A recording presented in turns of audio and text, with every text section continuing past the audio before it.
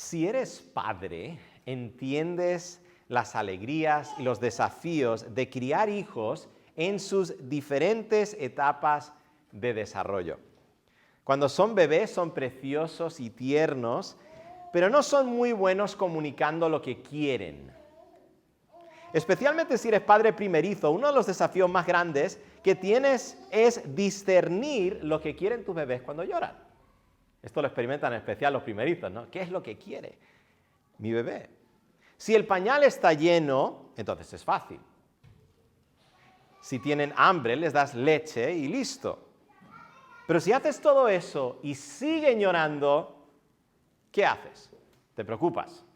Le llamas a tu madre, ¿verdad? ¿Qué es eso? No entiendo por qué sigue llorando el bebé.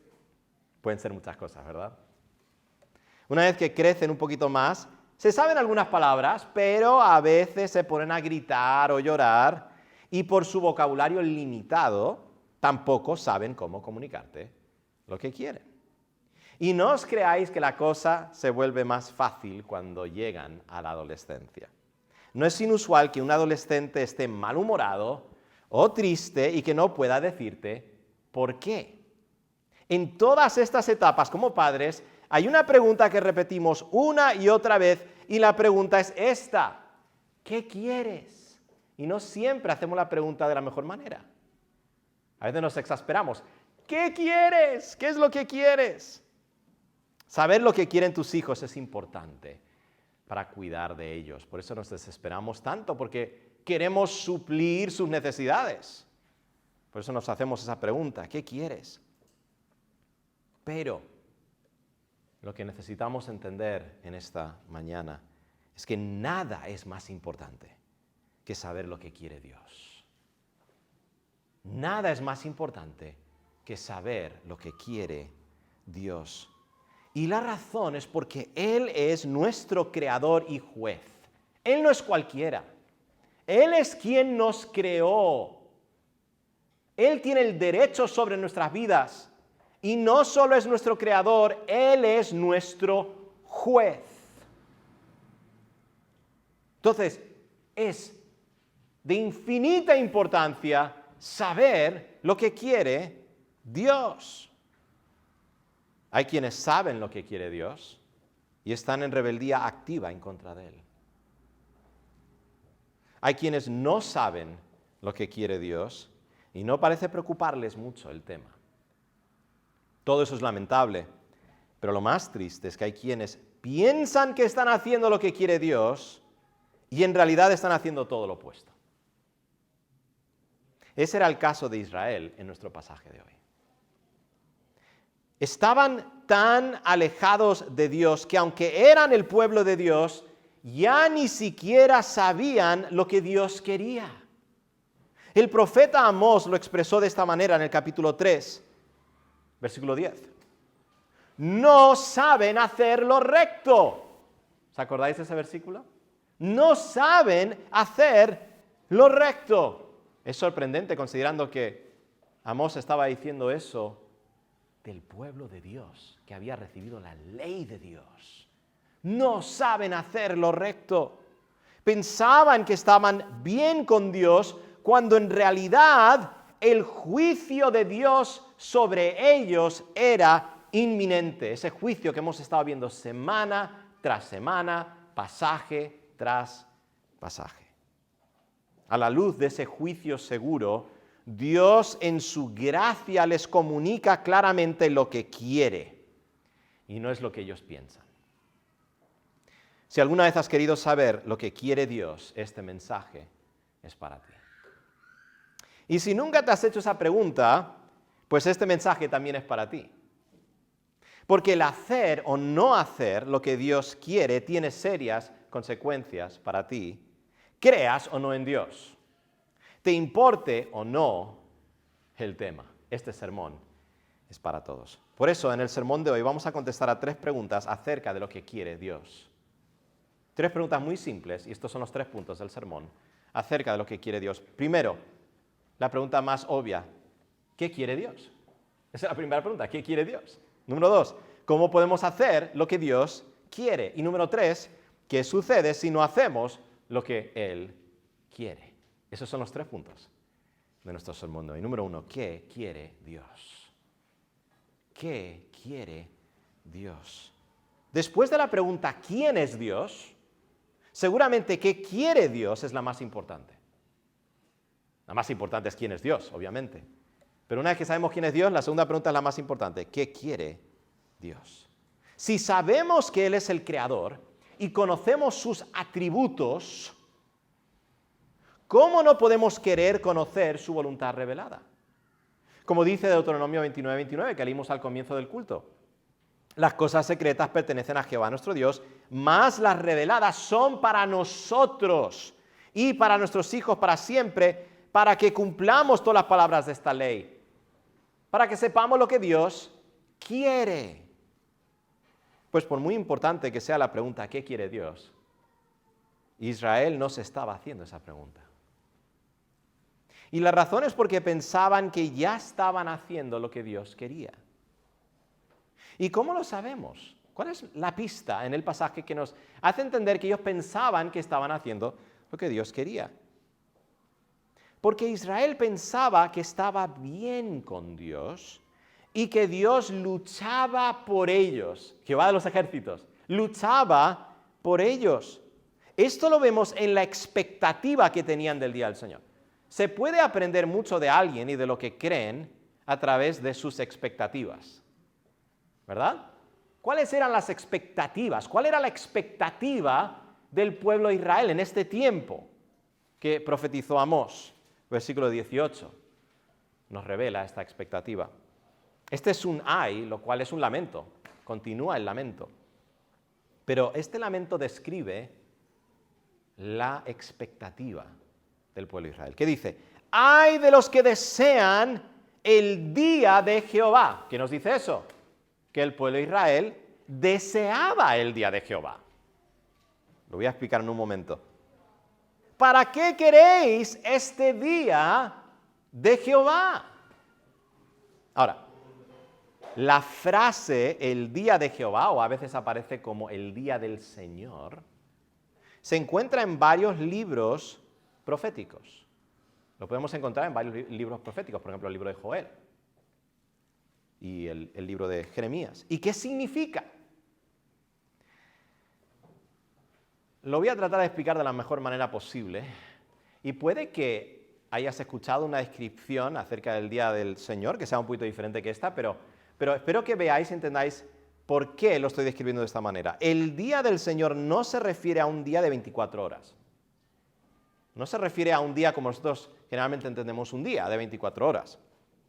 Se refiere a la actividad especial de Dios, mediante la cual Dios interviene en la historia de la humanidad para salvar o juzgar. Generalmente cuando pensamos en el día del Señor, especialmente si hemos leído los libros proféticos o hemos leído el libro de Hechos, donde se nos dice que se cumplió una profecía de Joel, pensamos en el día del Señor solo como un día de juicio, pero la Biblia no describe el día del Señor solo como un día de juicio. ¿Qué es el día del Señor? El día del Señor es, lo voy a decir una vez más, es la actividad especial de Dios. Es un momento muy claro, especial, donde Dios interviene en la historia de la humanidad para o salvar o juzgar. En otras palabras, el día del Señor puede ser o luz o tinieblas. Puede ser o luz, eso sería salvación, o puede ser tinieblas, puede ser juicio. Un gran ejemplo del día del Señor en el Antiguo Testamento es el éxodo de Egipto. El pueblo de Israel siempre podía ir atrás, mirar atrás al éxodo cuando Dios les había librado de la esclavitud de Egipto. Ese es un ejemplo del día del Señor. En ese caso, ¿qué es? Un día de luz, de salvación. Israel estaba tan cegado a su verdadera condición espiritual que consideraba que si Dios intervenía de gran manera otra vez, sería para salvarles. Así como Dios había hecho en Éxodo. En otras palabras, consideraban que el día del Señor sería luz. Y no solo tenían la expectativa de que el día del Señor sería luz, sino que anhelaban el día del Señor. Pero Amós tiene un mensaje para ellos. El día del Señor no será como vosotros esperáis. El día del Señor no será como vosotros esperáis. Versículos 18 al 20. Lo vamos a leer completo para que entendamos cuál es el mensaje de Amós. Ay de los que desean el día de Jehová. ¿Para qué queréis este día de Jehová? Será de tinieblas y no de luz. Como el que huye de delante del león y se encuentra con el oso. Aquí vamos a ver descripciones de resultados que no son como uno espera, ¿verdad? Uno está huyendo delante del león, estoy a salvo, y se encuentra con el oso. Va de mal en peor, como dicen, ¿no? O como si entrar en casa, el lugar de refugio, el lugar donde no tienes que preocuparte de nada, y apoyar su mano en la pared y le muerde una culebra. No es lo que uno espera, ¿verdad? ¿No será el día de Jehová tinieblas sino luz, oscuridad, que no tiene resplandor? Pero ¿por qué estaban tan confiados de que el día de Jehová sería un día de luz para ellos? Porque pensaban que estaban haciendo lo que Dios quería. Estaban tan seguros de que estaban haciendo lo que Dios quería que ni siquiera se hacían la pregunta, ¿qué quiere Dios? Pero las palabras de Amós, cuando dice, será de tinieblas y no de luz, demuestran que Israel no estaba haciendo lo que Dios quería.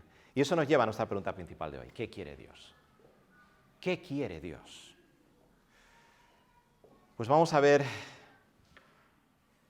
3 declaraciones que contestan esa pregunta de nuestro pasaje de hoy. Primero, Dios no quiere ritos exteriores vacíos. Dios no quiere ritos exteriores vacíos. Y por cierto, a veces nos asustamos con la palabra rito, pero si lo buscas en el diccionario es simplemente ceremonia, un ritual, algo que haces exteriormente. Un rito de por sí no tiene que ser malo, ¿vale? El problema es un rito vacío. Esa es la diferencia, que no tiene propósito, es vano. Dios no quiere ritos exteriores vacíos. Antes de decirle lo que quiere que hagan, Jehová tiene que decirles que no quiere que hagan lo que ya están haciendo.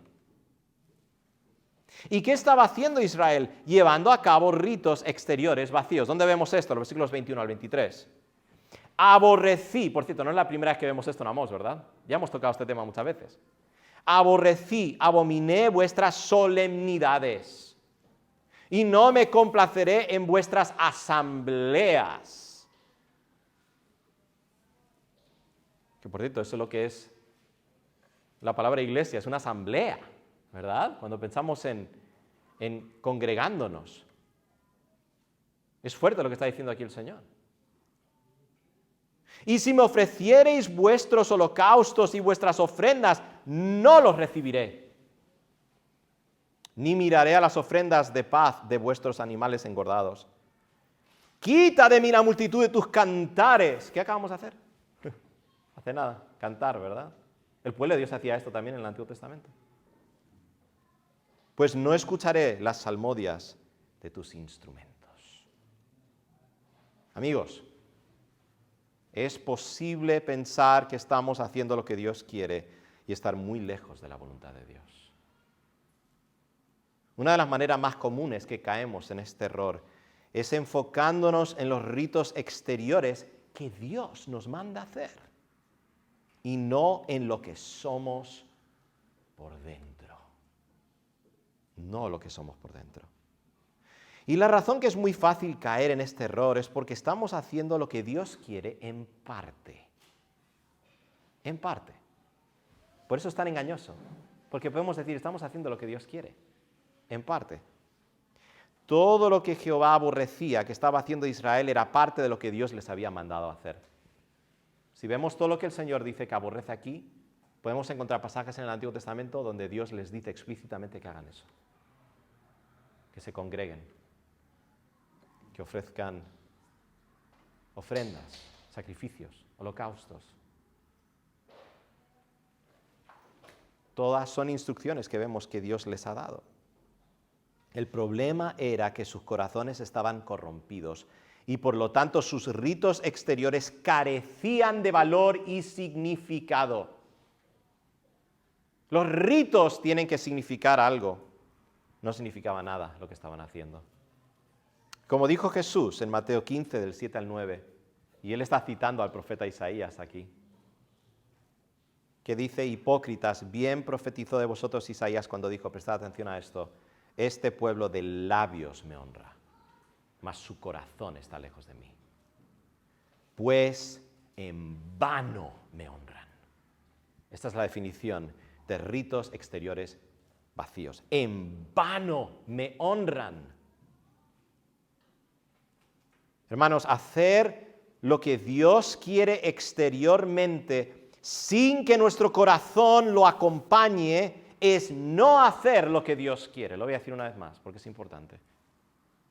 Hacer lo que Dios quiere exteriormente sin que nuestro corazón lo acompañe es no hacer lo que Dios quiere.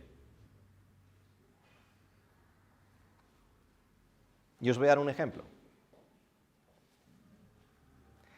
Una vez más, muchos de mis ejemplos son de padres e hijos porque soy padre. Y muchos de vosotros sois padres también. Y si no sois padres, sois hijos, así que podéis entender esta ilustración. Como padres, cuando le pedimos a nuestros hijos hacer algo, ¿nos da igual cómo lo hacen? Creo que no. Hija, limpia tu cuarto. Hijo, haz esto o lo otro. ¿Y qué hacen? A veces. Y no me estoy metiendo con mis hijos porque yo hacía lo mismo con mis padres, ¿vale? Todos podemos relacionarnos con esto porque somos pecadores todos. ¿No? La queja. La murmuración. Y lo hacen. La pregunta es esta: ¿están haciendo realmente lo que pedimos? Creo que como padres podemos decir no, y la razón es esta. Porque entendemos que la obediencia involucra más, el acto de hacer lo que nuestros padres piden, involucra más que simplemente hacerlo, sino es honrar a nuestros padres. Mediante lo que hacemos, estamos reconociendo que honramos y respetamos a nuestros padres y honramos y respetamos a Dios. El corazón es importante en esta ecuación, ¿verdad? ¿Cuánto más con Dios? El fruto solamente de labios, solo ritos exteriores no honran a Dios si el corazón no lo acompaña. ¿Qué quiere Dios? No quiere ritos exteriores vacíos. Eso es una afirmación en negativo. Pues ¿cuál es la otra cara de la moneda? Dios quiere verdadera adoración. Dios quiere verdadera adoración. Nuestro pasaje de hoy no dice explícitamente que Dios quiere verdadera adoración, no lo dice explícitamente, pero es imposible leer este pasaje sin llegar a esa conclusión. ¿Por qué? Por dos razones. Primero, porque si hay una manera errónea de adorar a Dios, hay una manera correcta. Jehová rechaza la errónea, por implicación quiere la correcta. Entonces hay una manera correcta que agrada a Dios de ofrecer sacrificios y cantar alabanzas. Porque Dios sigue pidiendo eso de nosotros. Entonces hay una manera correcta de hacer todo eso. Segundo, porque cuando Jehová da su razón por juzgar a Israel en nuestro pasaje, la razón que da es el pecado de idolatría. Esa es la razón que da. ¿Y qué es la idolatría? Yo sé que podemos definirlo de muchas maneras, pero la definición más básica es esta: adorar a dioses falsos. Eso es la idolatría, adorar a dioses falsos. El primer mandamiento dice: no tendrás dioses ajenos delante de mí. Esa es la idolatría. Y todos, de alguna manera u otra, creamos ídolos que sustituyen a Dios.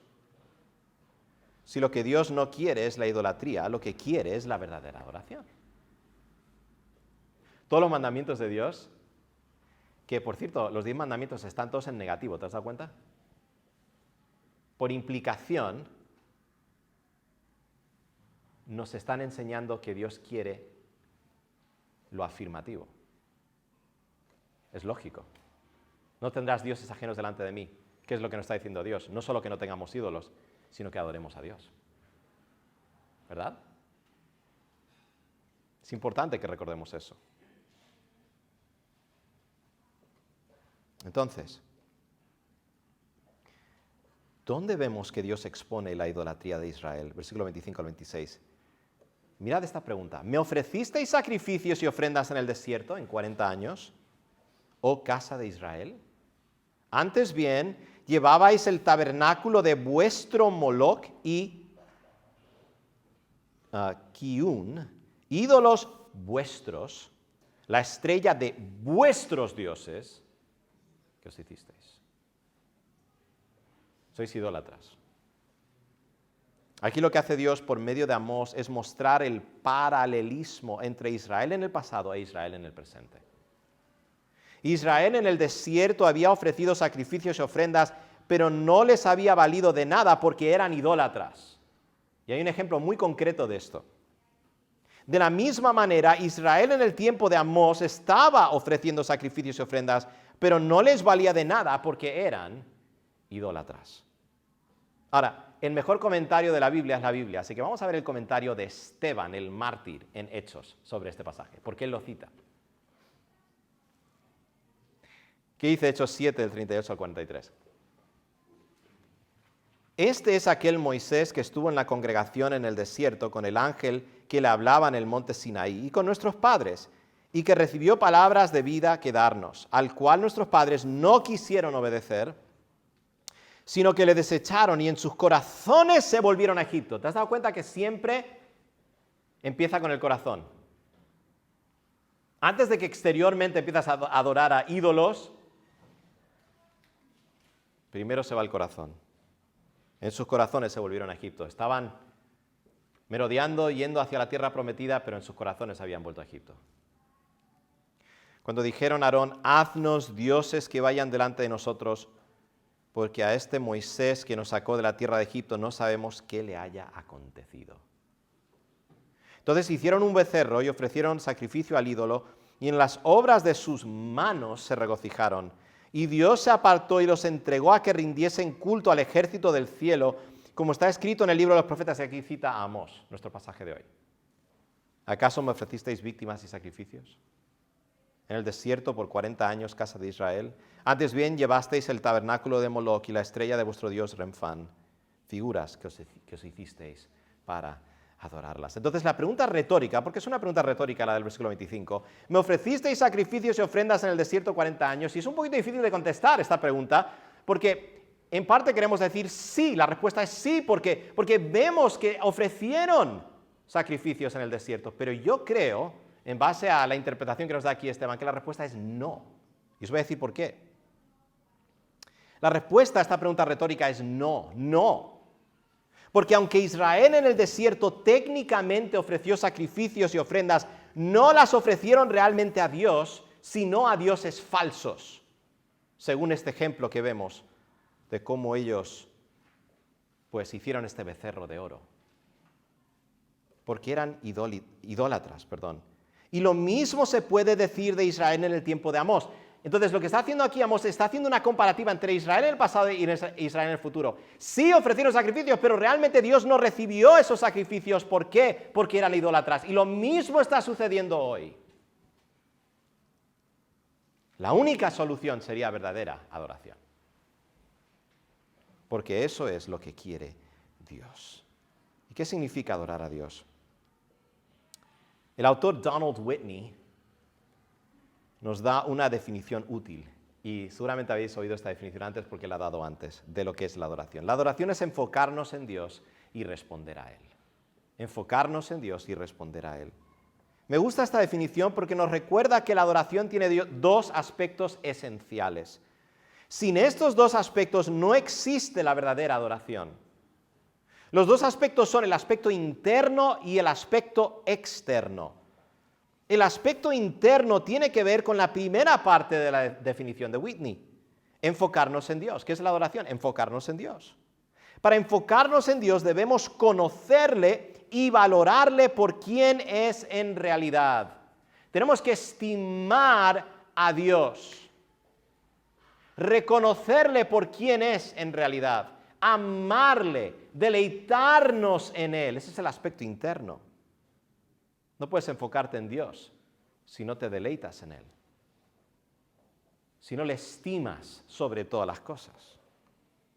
El aspecto externo corresponde con la última parte de la definición, que dice que la adoración es enfocarnos en Dios y responder a Él. Y esto tiene que ver con cómo respondemos exteriormente a Dios, en base a quién es Él en realidad. En otras palabras, la respuesta tiene que ser en base a quién es Él en realidad.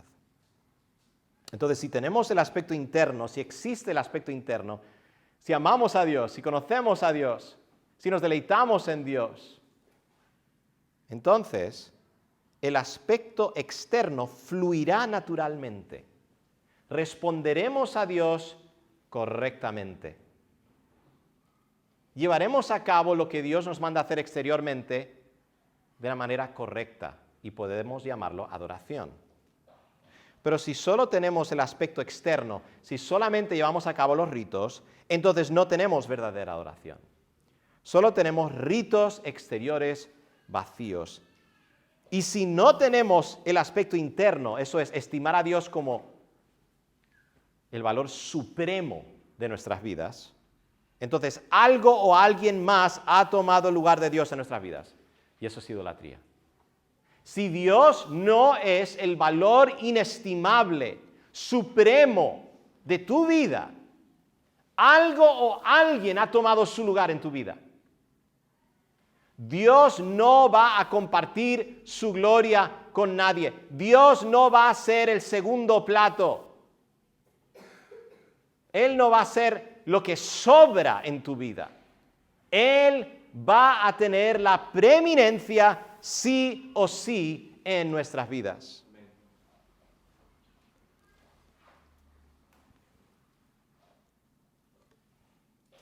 Y eso hace que nuestros ritos exteriores no solo sean falsa adoración, si nosotros no tenemos el aspecto interno, sino una abominación a Dios. Por eso el lenguaje es como es. No es solamente, no estáis haciendo lo correcto, es abomino vuestras fiestas solemnes. ¿Veis la diferencia? No es solamente decir, no, os habéis equivocado, no lo estáis haciendo bien. No, desprecio lo que estáis haciendo. ¿Puedes imaginarte a Dios, el pueblo reuniéndose para cantar salmos y Dios diciendo no puedo escuchar? Obviamente esto es un antropomorfismo, ¿verdad? Dios ahí tapándose los oídos. Es una forma que nosotros podemos entender. Dios no quiere escuchar, Dios no recibe esa alabanza porque no está acompañada de un corazón que se deleita en Dios. Es una abominación a Dios. Si estás aquí o viendo este sermón por internet y no eres creyente, quizá cuando piensas en el cristianismo, solo puedes imaginarte a personas llevando a cabo ciertos ritos exteriores. ¿Verdad? Es lo que visualizas cuando piensas en el cristianismo. Procesiones, velas, quizás es lo que te imaginas. O si vienes de un trasfondo más evangélico, pues unos cultos de alabanza tremendos, la gente elevando las manos al cielo. Quizás es la única manera que puedes imaginar el cristianismo. Y puede que pienses que en eso consiste el cristianismo. Pues en esta mañana lo que quiero que sepas es que aunque la Biblia prescribe ciertos ritos, y sí prescribe ciertos ritos, como el canto congregacional, es un mandato, se nos dice que cantemos. Y la cena del Señor, que vamos a participar ahora, como iglesia. Ninguna de estas cosas por sí mismas, agradan a Dios. Si las aislamos por sí mismas, ninguna de estas cosas agradan a Dios o definen el cristianismo. Lo que define al cristianismo es un cambio de corazón que hace que amemos y valoremos a Dios sobre todas las cosas. ¿Tú quieres conocer un verdadero cristianismo? Así es como lo tienes que entender. el que ha sido salvo ama a Dios. Ama a Dios. Los ritos exteriores que ves son una respuesta apropiada a lo que sabemos, creemos y valoramos acerca de Dios interiormente. O por lo menos debería ser así. Iglesia, debería ser así. Y si un incrédulo nos ve a nosotros como hipócritas, eso es lamentable, porque el cristianismo es real, es vivo. Somos el pueblo que conoce a Dios. No elevamos manos a Dios sin que nuestro corazón lo acompañe. No cantamos a Dios sin que nuestro corazón lo acompañe. No damos de lo que Dios nos ha dado a nosotros sin que nuestro corazón lo acompañe. Todo es un sacrificio vivo al Señor de nuestras vidas, como dice la Biblia, el cual es vuestro culto racional. Eso es el cristianismo. Amigos, lo que Dios quiere es verdadera adoración. Pero Él no requiere adoración porque es un Dios inseguro de sí mismo, que no puede tolerar que se estime cualquier cosa sobre Él. Es un Dios que está ahí mirando cualquier competencia contra Él. No. No ames a esta persona más. O esta cosa más que yo, porque tiene miedo o es inseguro. No. Él requiere adoración porque Él es el único que realmente merece esa adoración. Porque Él es Dios. Nosotros somos creación. Él es el único ser que realmente es necesario en este mundo. Él es el único ser que existe en sí mismo. Él es el único ser que no necesita nada fuera de Él para hallar satisfacción en sí mismo, porque Él está completamente satisfecho en sí mismo. Él no necesita tu adoración para completarse a sí mismo. Él está completamente satisfecho en sí mismo. Él demanda adoración de ti porque Él merece esa adoración. No nos confundamos acerca de lo que es el cristianismo. No quiere ritos exteriores vacíos, más bien quiere verdadera adoración. Pero eso no es todo. Y perdonad que el sermón se está extendiendo un poquito. Dios quiere obediencia. Hay dos pasajes en el Antiguo Testamento que explican este punto muy bien, que podríamos decir que son pasajes paralelos. Jeremías 7, del 21 al 23. Mirad esto es increíble, especialmente cuando lo vemos en comparación con nuestro pasaje de hoy. Dice, así ha dicho Jehová de los ejércitos, Dios de Israel, añadid vuestros holocaustos sobre vuestros sacrificios y comed la carne. Porque no hablé yo con vuestros padres, ni nada les mandé acerca de holocaustos y de víctimas el día que los saqué de la tierra de Egipto. Mira esto, más esto les mandé diciendo, escuchad mi voz, y seré a vosotros por Dios, y vosotros me seréis por pueblo, y andad en todo camino que os mande, para que os vaya bien. Ahora es interesante porque sí podemos leer instrucciones que Dios les da sobre la adoración. Lo que está diciendo el Señor es esto. Eso no es lo más importante para mí. Es como si no os hubiese dicho nada realmente, porque lo que realmente quiero es que me obedezcáis. Y esto lo vemos muy claramente en 1 Samuel 15, del 22 al 23. Esto es cuando Dios manda a Saúl y al ejército de Israel que destruyan por completo a los amalequitas, que no dejen con vida a nada. ¿Y qué decide Saúl?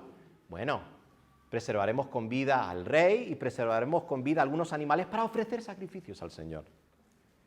Viene Samuel y mira qué le dice en 1 Samuel 15, del 22 al 23. Y Samuel dijo, ¿se complace Jehová tanto en los holocaustos y víctimas como en que se obedezca a las palabras de Jehová?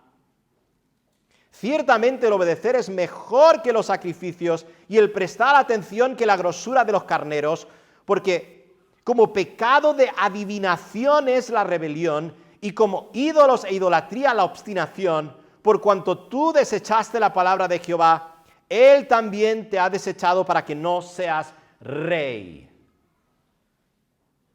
Por eso Dios quiere obediencia y no sacrificios. En el caso de Israel había algo muy específico que Dios demandaba de ellos. A mí me encanta lo específico que es Dios.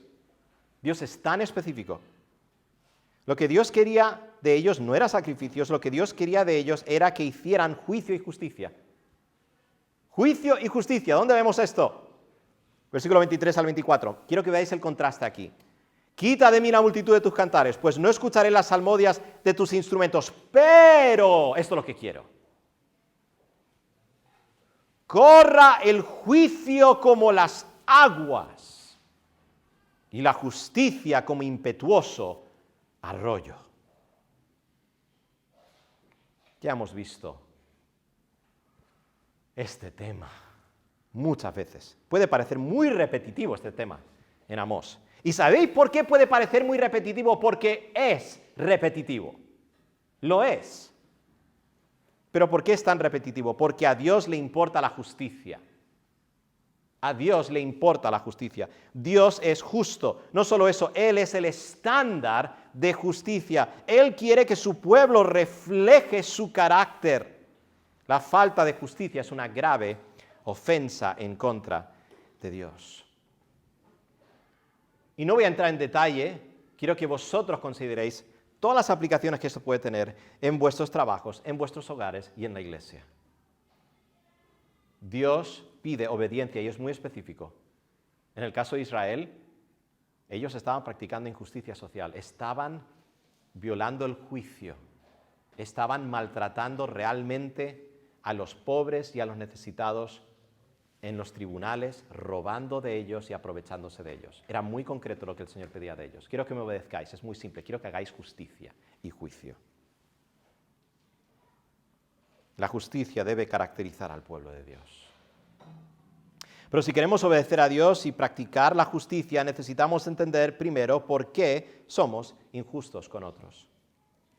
No actuamos justamente con nuestro prójimo porque no conocemos a Dios como deberíamos. Si conociéramos a Dios, actuaríamos justamente con nuestro prójimo. De esta manera, la adoración y la justicia están conectadas. ¿Por qué Israel no practicaba justicia? Porque no adoraban a Dios verdaderamente. Estos dos temas no están desconectados, están perfectamente conectados el uno del otro. ¿Por qué no amaban a su prójimo? Porque no amaban a Dios.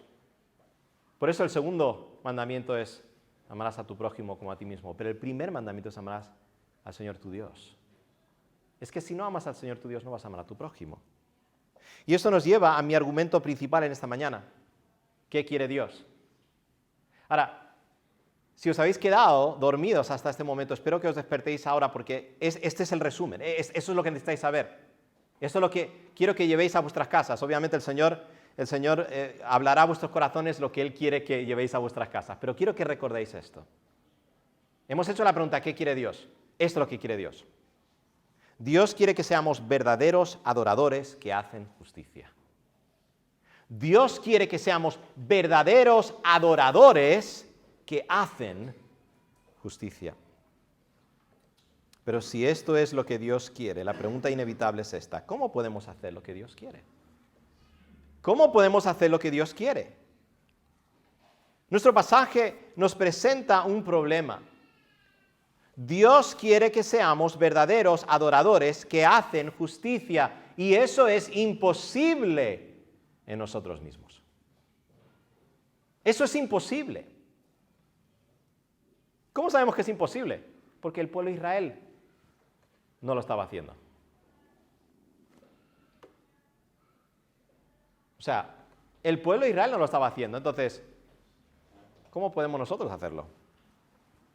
Si Dios simplemente nos pidiera ritos exteriores, lo podríamos hacer. Ojo con esto. Si Dios solamente nos pidiera ritos exteriores, lo podríamos hacer. Claro que sí.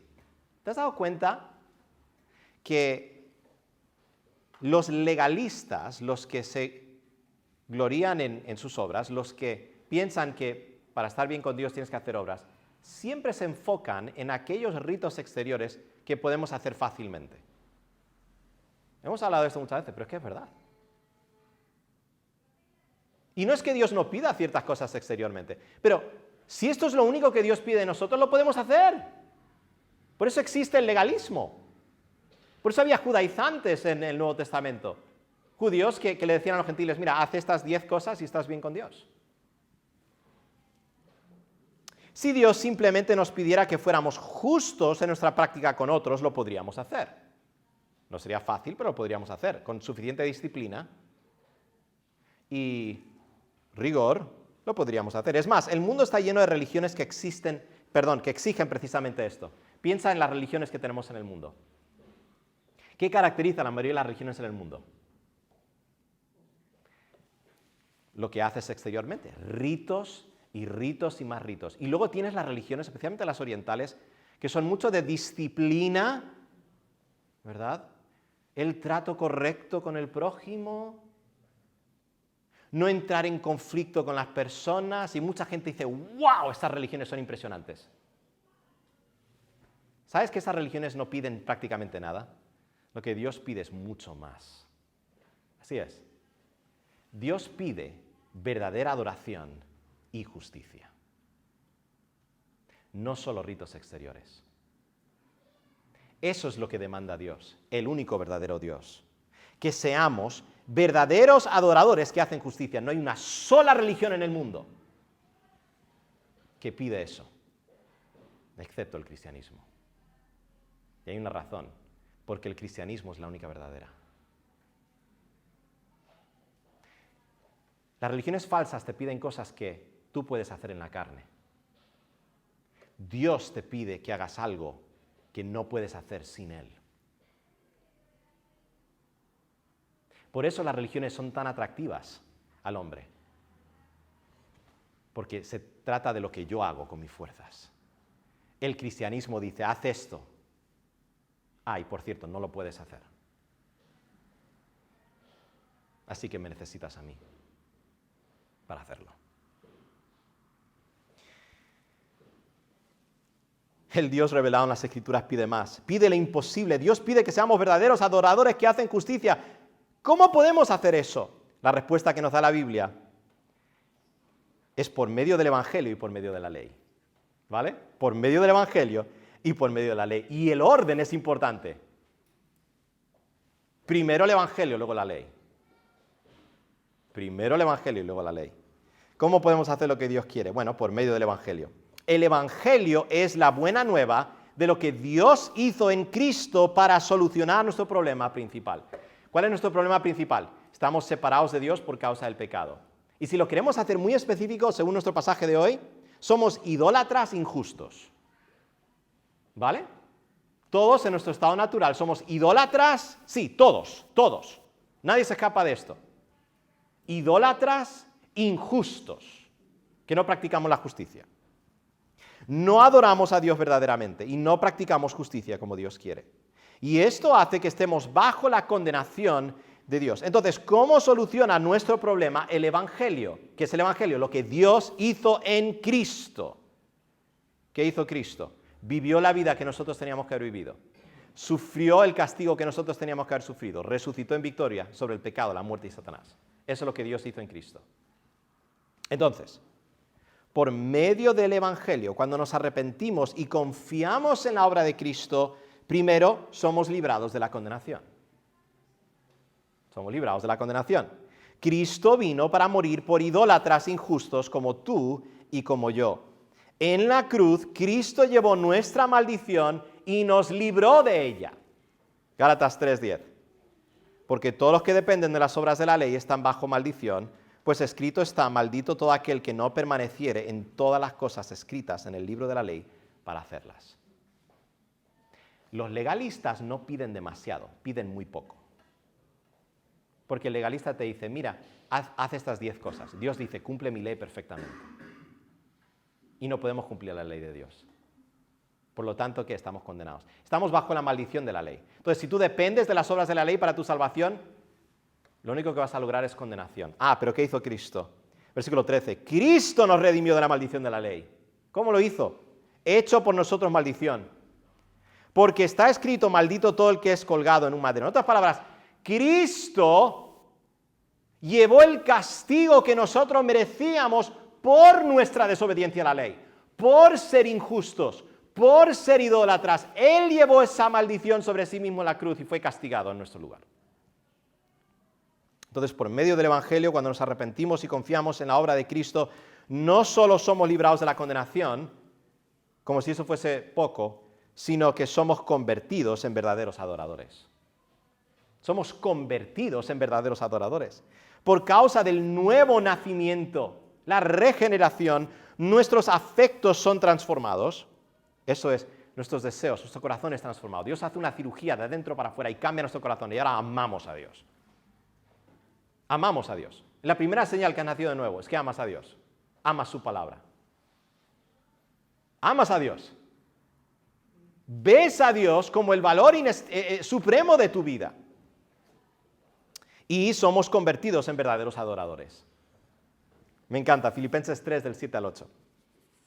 Siempre comparto 2 Corintios 4 porque me encanta ese versículo, pero esta vez os voy a compartir Filipenses 3, del 7 al 8. Me encanta esto, mira esto. Tus valores cambian. Cuando naces de nuevo, lo que antes valorabas ya no lo valoras. Y ahora valoras a Dios sobre todas las cosas, a Cristo sobre todas las cosas. Filipenses 3, del 7 al 8. Pero cuántas cosas eran para mi ganancia, las he estimado como pérdida por amor de Cristo. Este es el cristianismo, esta es la verdadera adoración, este es el fruto del nuevo nacimiento. Todo lo que antes para ti era ganancia, ahora es pérdida por amor de Cristo, porque has encontrado un tesoro mejor, un tesoro mayor. Y ciertamente aún estimo todas las cosas como pérdida por la excelencia del conocimiento de Cristo Jesús, mi Señor, por amor del cual lo he perdido todo y lo tengo por basura para ganar a Cristo. Eso es lo que Dios hace en nuestra vida por medio del Evangelio. Nos convierte en verdaderos adoradores. Nadie nos tiene que poner una pistola en la cabeza para hacer lo que hacemos. Si hemos nacido de nuevo, amamos a Cristo sobre todas las cosas. Pero eso no es todo, como si fuera poco. Cuando nos arrepentimos y confiamos en la obra de Cristo, no solo somos librados de la condenación y no solo somos convertidos en verdaderos adoradores, sino que somos conformados a la imagen de Cristo. Cuando nacemos de nuevo, nuestra transformación radical comienza, pero no termina ahí. El nuevo nacimiento es como el inicio de esta transformación. Es el punto de partida. Pero por medio de la santificación, somos transformados progresivamente a la imagen de Cristo. Y esa transformación, dos palabras claves, inevitablemente y definitivamente se va a completar. No es que tenemos que pensar, bueno, si hemos nacido de nuevo, no sé si es que llegaré a ser conformado a la imagen de Cristo. No estoy seguro. No, va a pasar.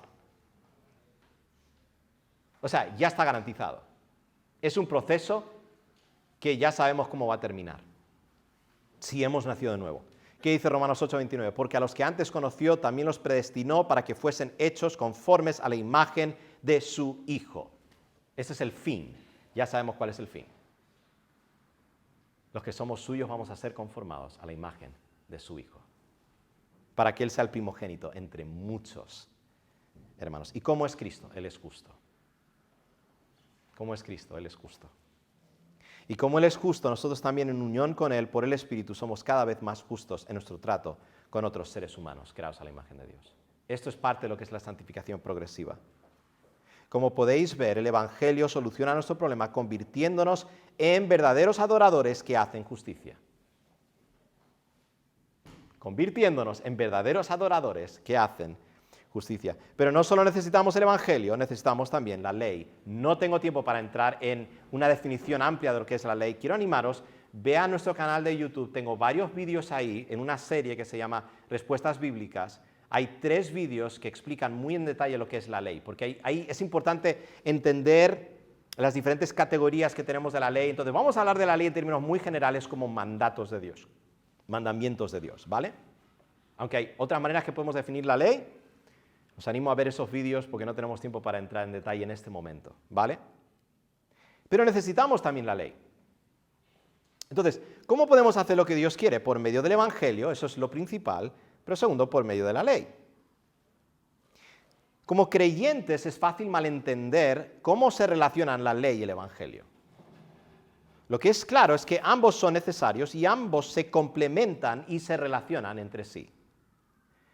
Ahora, nuestra confesión de fe, que acabamos de decir todos juntos, explica muy bien la armonía entre la ley y el Evangelio. Quiero leeros una vez más el artículo 12 de nuestra confesión de fe. Quiero que prestéis atención a esto. Mira que dice: creemos que la ley de Dios es la norma eterna e inmutable de su gobierno moral, que es santa, justa y buena. La ley de Dios es buena. Es que esto es lo que pasa muchas veces. La gente piensa, como decimos, que no puede ser salvo mediante el cumplimiento de la ley, la gente dice, bueno, entonces la ley no es buena. No, la ley es buena. ¿Por qué? Porque la ley nos revela lo que Dios quiere. Entonces, el que ama a Dios quiere saber lo que Dios quiere. Entonces la ley es buena. Es la revelación de Dios, de su voluntad, lo que Dios quiere que hagamos. Dice, y que la incapacidad que la Biblia atribuye a los hombres caídos para cumplir sus preceptos proviene completamente del amor que ellos tienen al pecado. El problema está en nosotros, ¿verdad? Libertarlos de la cual, y eso cuando dice libertarlos de la cual se está refiriendo a la incapacidad para cumplir sus preceptos. Libertarlos de la cual y restaurar en ellos por medio de un mediador. ¿Quién es ese mediador? Cristo. Una obediencia sincera a la ley santa. Obediencia sincera a la ley santa. Es uno de los grandes fines del Evangelio y de los medios de gracia conectados con el establecimiento de la Iglesia visible. Podríamos entrar en detalle hablando de esto. Pero hermanos, la ley es buena. Nosotros no somos buenos. La ley en nuestro estado natural solo nos condena porque somos incapaces de obedecerla. Pero el Evangelio nos libra de la condenación de la ley y nos da el poder para obedecer la ley. No perfectamente, pero sí sinceramente. Entonces, para el creyente la ley es una guía para la obediencia. Entonces, Dios dice, haced justicia. Vale. Si Dios nos ha convertido por el Evangelio en verdaderos adoradores que hacen justicia, aman la justicia, la ley nos dice exactamente cómo hacer justicia. Entonces, el creyente que se deleita en la ley de Dios dice, wow, Dios me dice exactamente cómo puedo yo relacionarme con otros seres humanos creados a la imagen de Dios de manera justa. Entonces, la ley de Dios es la instrucción de Dios, la guía de Dios para el creyente. La necesito, la quiero.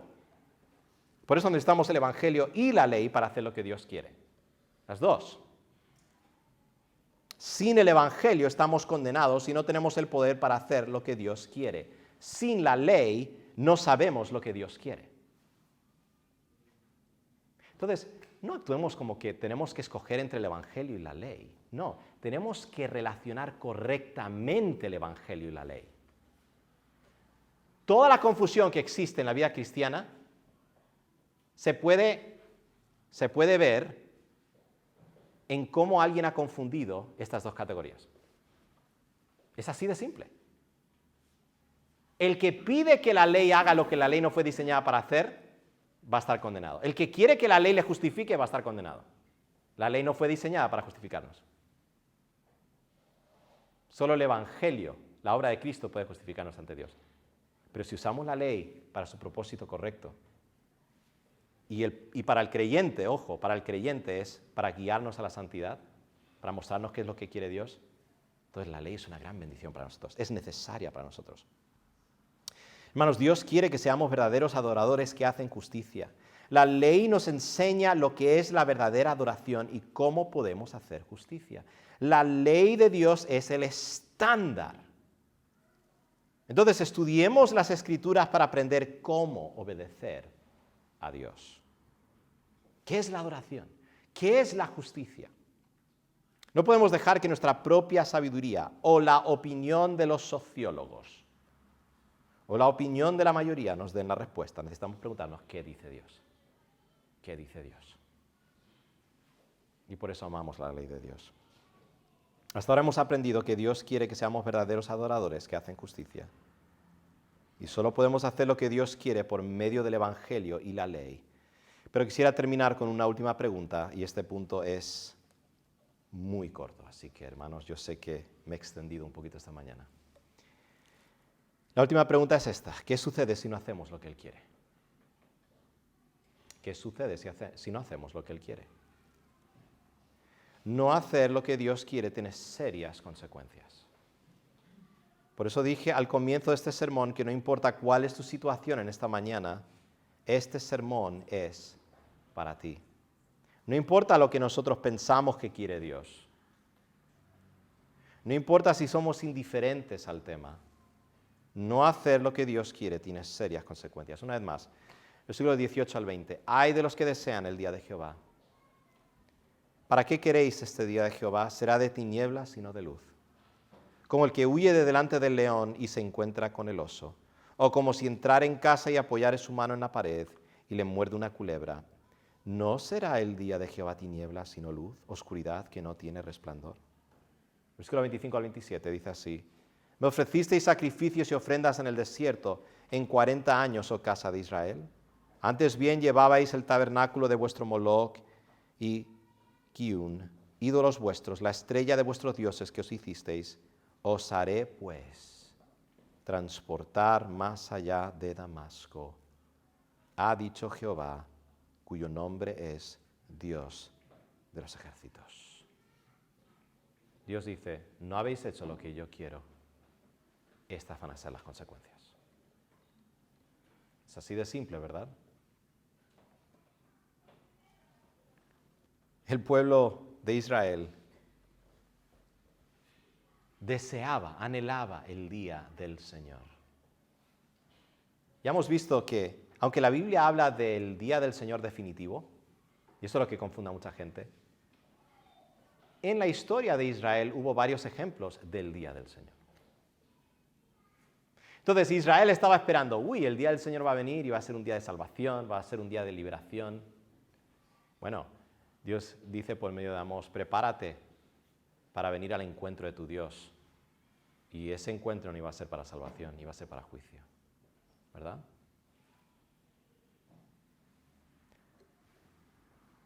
Pues Dios vino en Cristo, se encarnó, y el día del Señor final se inauguró con su venida. Hechos capítulo 2 nos confirma esto. Y es un día de salvación para todo aquel que se arrepiente y cree en Cristo. Pero el día del Señor se consumará cuando Cristo vuelva. Y cuando eso suceda, vendrá como juicio contra todos aquellos que no creen en Cristo. Entonces, depende de ti si estás aquí y no eres creyente. ¿Cómo será el día del Señor? ¿Será de luz o será de tinieblas? Si miras a Cristo, te arrepientes de tus pecados de idolatría, tus pecados de injusticia, todo pecado y rebeldía en contra de Dios, te arrepientes y pones tu fe y tu confianza en Cristo y solo en Él, el día del Señor será de luz.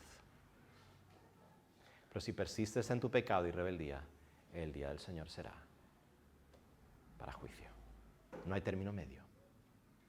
No hay término medio. ¿Qué quiere Dios? Dios quiere que seamos verdaderos adoradores que hacen justicia. ¿Cómo podemos hacer lo que Dios quiere? Por medio del Evangelio y por medio de la ley. ¿Y qué sucede si no hacemos lo que Él quiere? Juicio.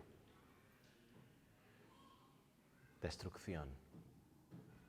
Pero Dios, en esta mañana,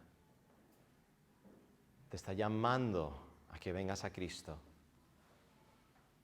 y que no solo recibas el perdón de tus pecados, que seas librado de la condenación, sino que Dios te convierta a ti en un verdadero adorador que hace justicia.